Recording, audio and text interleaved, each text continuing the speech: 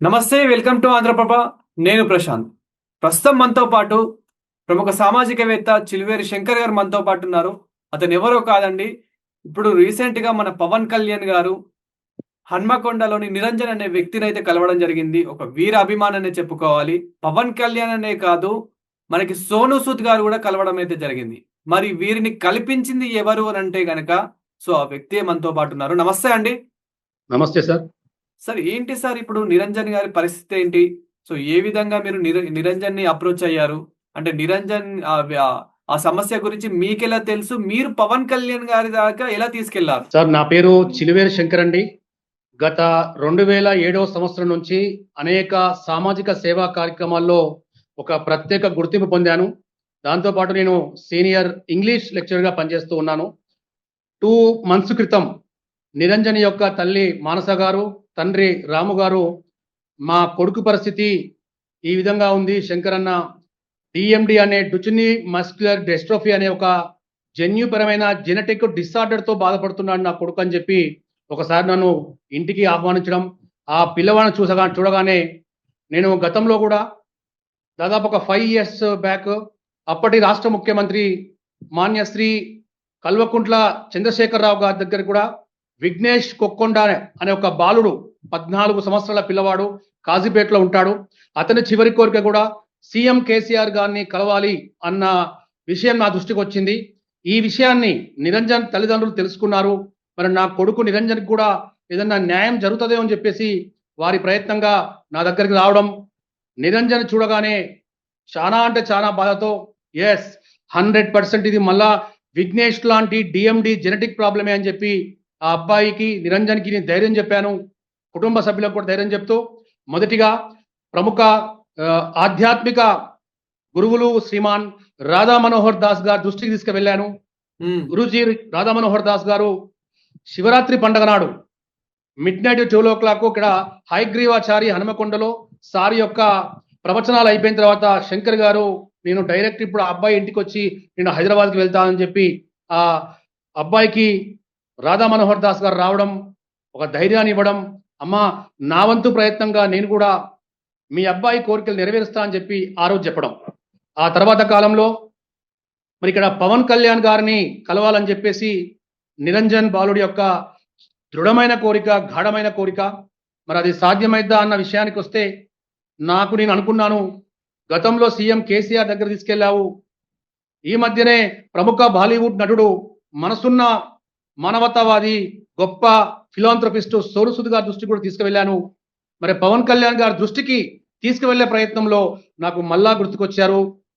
మళ్ళా అదే ప్రఖ్యాత ఆధ్యాత్మిక గురువులు రాధా మనోహర్ దాస్ గారు, మన వరంగల్ జిల్లా జనసేన నాయకులు పృథ్వీ గారు, పద్మజ గారు, రాష్ట్ర నాయకుల దృష్టికి, మరీ ముఖ్యంగా సోషల్ మీడియా నిండు మానవతా దృక్పథంతో నేను చేసే ఈ ప్రయత్నం సోషల్ మీడియా వేదికగా జనసేన సైనికులు కావచ్చు, రాధా మనోహర్ దాస్ కావచ్చు, నా వంతు నా సోషల్ మీడియా వేదికగా నిరంజన్ కోరిక నెరవేరుద్దా అని చెప్పి నేను ప్రయత్నం చేశాను.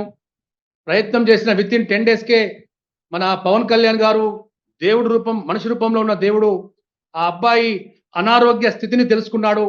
రాధా మనోహర్ గారు నేను చేసిన వీడియో అనేది మన పవన్ కళ్యాణ్ గారి దృష్టికి చేరడం, తప్పకుండా వస్తా అని చెప్పి జన సైనికులు రాధా మనోహర్ దాస్ గారి తరఫున కూడా నా పేరు చిలువేరి శంకర్ నాకు ఇన్ఫర్మేషన్ రావడం, ఆ తల్లిదండ్రులు చెప్పడం ఎంతో సంతోషపడ్డారు. పవన్ కళ్యాణ్ గారు పోయిన నెల 17వ తారీఖు నిరంజన్ స్వయంగా కలవడానికి మన పక్కనే ఉన్న ఆంధ్రప్రదేశ్ నుంచి ప్రత్యేకంగా వచ్చారు. నిరంజన్ తోటి దాదాపు 1 గంట సేపు ముచ్చటించారు. ఆ ముచ్చట ఒక 10 నిమిషాల తర్వాత నేను ఎంటర్ అయ్యాను. పవన్ కళ్యాణ్ గారు తల్లి, తండ్రి మరియు వాళ్ళ అమ్మమ్మ కూడా ఇంట్లో ఉన్నప్పుడు నిరంజన్ చెప్పిన మాట నా జీవితంలో ఎప్పటికీ మర్చిపోలేను. అంటే పవన్ కళ్యాణ్ గారితో ఒకటే అన్నారు, పవన్ అంకుల్ మీరు ఇక్కడ రావడానికి కారణం ఇగో ఈ చిలువేరు శంకర్ అంకుల్ అనగానే చాలా మానవతా దృక్పథంతో చలించిన పవన్ కళ్యాణ్ గారు లేచి నన్ను ఆలింగనం చేసుకున్నారు. అతను కూర్చున్న పక్కనే నా భుజం మీద చేయేసి మీరు చేసిన కష్టము చిలువేరు శంకర్ గారు అంతా ఇంత కాదు, మీరు ఎంతో కష్టపడ్డారు కాబట్టి ఈరోజు నేను ఇక్కడికి రాగలిగాను. Really you have done a wonderful job అని చెప్పి అప్రిషియేట్ చేయడం. సార్, నేను మిమ్మల్ని ఇక్కడికి రప్పియాలంటే ఆ పిల్లవాడు కోరుకున్నాడు కాబట్టి నా వంతుగా మానవిత ప్రయత్నంగా చేసిన ప్రయత్నంలో మీరు రావడం చాలా సంతోషం అండి.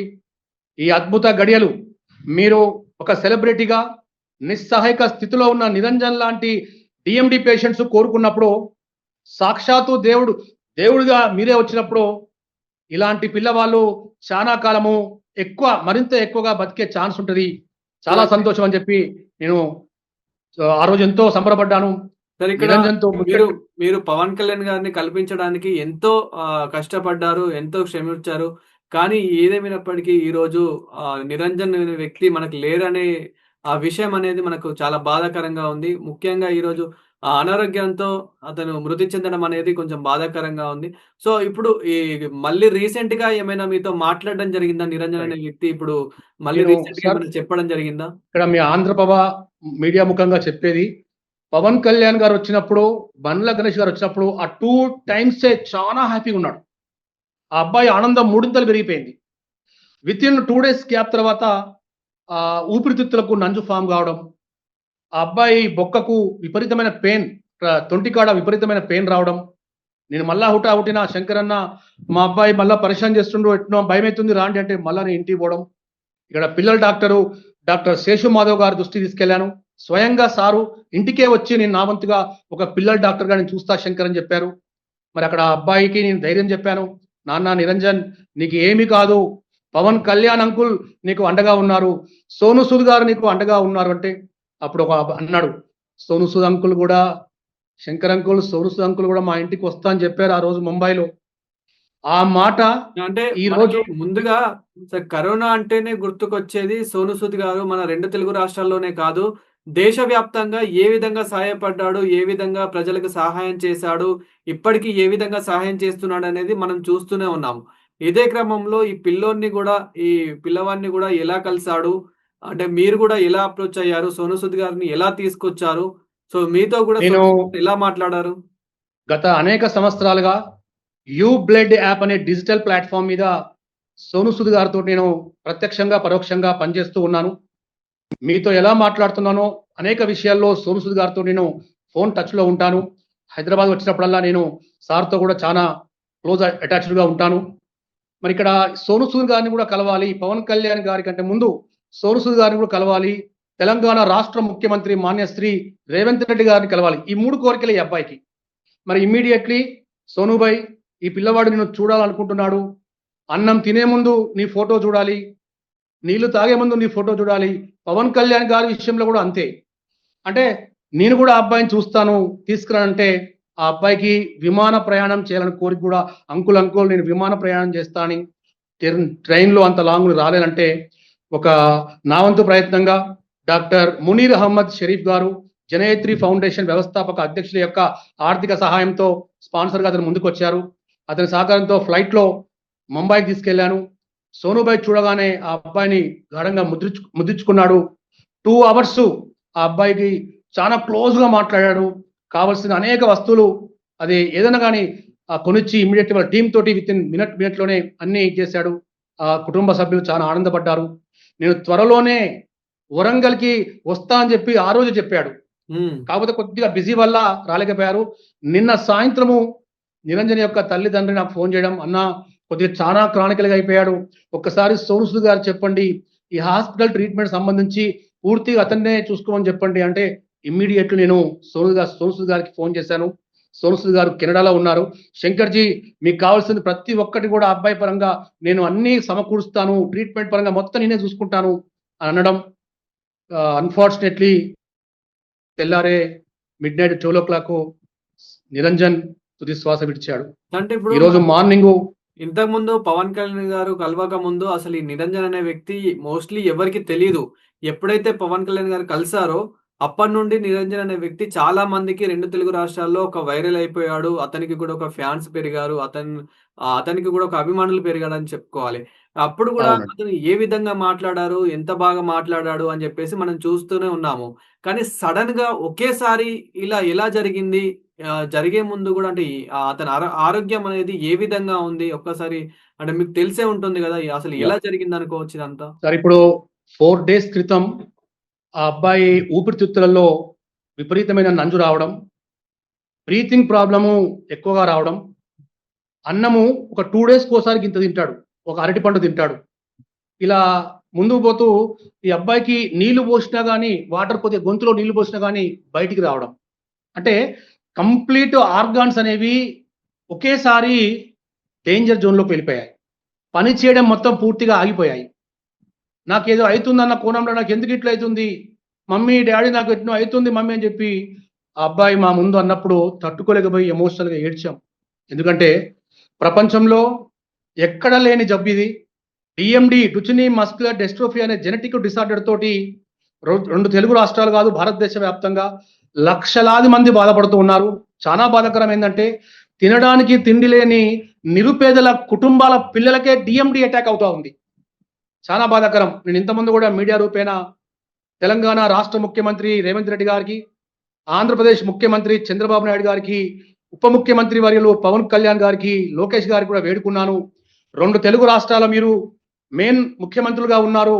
మీరు ఎన్నో సంక్షేమ పథకాలు చేస్తూ ఉన్నారు. చాలా సంతోషం. కాకపోతే ఇలాంటి డీఎండీతో బాధపడుతున్న నిరుపేదల లక్షలాది మంది యొక్క మనోవేదన కూడా మీరు పట్టించుకోండి. డీఎండీ పట్ల ఒక స్పెషల్ డ్రైవ్ పెట్టండి అని చెప్పేసి మీడియా ముఖంగా ఉభయ తెలుగు రాష్ట్రాల ముఖ్యమంత్రుల్ని ప్రత్యేకంగా పవన్ కళ్యాణ్ గారి దేవుణ్ణి లోకేష్ గారిని వేడుకోవడం జరిగింది. భవిష్యత్తులో కూడా ఈ నిరంజన్ యొక్క చావే చివరి చావు కావాలి. మిగతా పిల్లలు యువత బాధపడుతున్నారో వారికి అండగా తెలుగు రాష్ట్రాల ముఖ్యమంత్రులు ముందుకు రావాలి, ఉప ముఖ్యమంత్రులు ముందుకు రావాలి. ఈ కుటుంబాలకు ధైర్యాన్ని ఇవ్వాలని చెప్పి నా వంతు ప్రయత్నంగా గత 2 నెలలుగా మా నిరంజన్ కోరుతున్న కోరికలు ఏవైతే ఉన్నాయో తీర్చిన విషయంలో ఒక మానవతా దృక్పథంతో అది తప్ప. ఇప్పుడు దీనికి సంబంధించి ఇంకెవరైనా స్పందించడం జరిగిందా సార్? అంటే ఇప్పుడు ఈ సంఘటన జరిగినాక నిరంజన్ మృతి చెందాక మళ్ళీ పవన్ కళ్యాణ్ గారి టీం నుంచి గానివ్వండి, సోను సూద్ ఆల్రెడీ వచ్చారండి. జనసేన నాయకులు గాదే జనసేన నాయకులు గాదే పృథ్వీ గారు, పద్మజ గారు వాళ్ళందరూ వచ్చారు. పెద్ద వాళ్ళు వచ్చారు. ఇప్పుడు ఎమ్మెల్యే గారి తరఫున ఎమ్మెల్యే గారు అందుబాటులో లేరు. నాయన్ రాజేంద్ర రెడ్డి గారు, వాళ్ళ అల్లుడు విష్ణువర్ధన్ రెడ్డి గారు వచ్చారు. అన్ని పరంగా గవర్నమెంట్ పరంగా ఎంతవరకు ఆర్థిక సాయం చేయాలనో చేస్తామని చెప్పి తెలంగాణ రాష్ట్ర ప్రభుత్వం తరఫున వరంగల్ పశ్చిమ ఎమ్మెల్యే నాయని రాజేంద్ర రెడ్డి గారి తరఫున వాళ్ళ అల్లుడు విష్ణువర్ధన్ గారు వచ్చి చెప్పడం జరిగింది. మరి కాసేపట్లో నేను వాళ్ళ ఇంటి పక్కనే ఉన్నాను సార్. మీ ఆంధ్రబాబుకు ఇవ్వాలని చెప్పి ఒక ఉద్దేశంతో ప్రతి ఒక్కరికి తెలవాలనే ఉద్దేశంతో పక్కింటి వాళ్ళ ఇంటి పక్కనే ఒక ఇంటి దగ్గరకు వచ్చి వచ్చాను. పరిస్థితి అక్కడ ఇప్పుడు ఏ విధంగా ఉంది? ఇక్కడ ఆర్తనాదాలు మిన్నంటాయి సార్. అక్కడ మన ప్రతి వరంగల్ ఉమ్మడి జిల్లా వ్యాప్తంగా ఇతన్ని చూడడానికి చాలా మంది వస్తున్నారు. అంతిమ యాత్ర మరి కాసేపట్లో ప్రారంభం కాబోతా ఉంది. ఆ అంతిమ యాత్రలో నేను పాల్గొనాలి. చివరి చూపు కడ చూపు వరకు నేను ఉండాలి. నా నిరంజన్కు అంతిమ వీడ్కోలు పలకాలి. అది తప్ప ఏమి చేయలేని పరిస్థితి. Thank you sir. Thank you so much. మీ శ్రమ అసలు వృధా కావద్దని చెప్పేసి కూడా మా ఆంధ్రప్రభ టీం నుంచి కూడా కోరుకుంటున్నాము. మీరు ఇలానే ప్రతి ఒక్కరికి సహాయపడాలి. మీ శ్రమ ఎప్పటికి కూడా వృధా కావద్దు. మీరు చాలా మంచి జాబ్ చేస్తున్నారండి. Thank you so much. ఏడకండి మీరు. నేను నా వంతు ప్రయత్నంగా నేను చేసిన కోరికలు నెరవేర్చిన, కానీ చనిపోయిన నిరంజన్ని తీసుకొని రాలేదు. కాకపోతే ఒకటి కోరుకుంటున్న తెలుగు రాష్ట్రాల ముఖ్యమంత్రులను మీరు డిఎండి పట్ల కొద్దిగా శ్రద్ధ పెట్టండి. డిఎండి పేషెంట్ల కుటుంబాలకు ధైర్యాన్ని ఇవ్వండి. డిఎండి జబ్బు పట్ల చికిత్స ఉన్నది అని చెప్పేసి తెలిసింది. డిఎండి పట్ల ఒక స్పెషల్ డ్రైవ్ పెట్టండి అన్న. రేవంత్ అన్న, చంద్రబాబు నాయుడు గారు అన్న, దేవుడు మనిషి రూపంలో ఉన్న దేవుడు పవన్ కళ్యాణ్ అన్న, లోకేష్ గారు మీరంతా కూడా అంటే మీరు నిరంజన్ అనే వ్యక్తి చనిపోయే ముందు అతని కోరిక ఏదైతే ఉందో ఆ కోరిక తీర్చిన ఒక గొప్ప మనిషిగా మీరైతే మిగిలిపోయారు.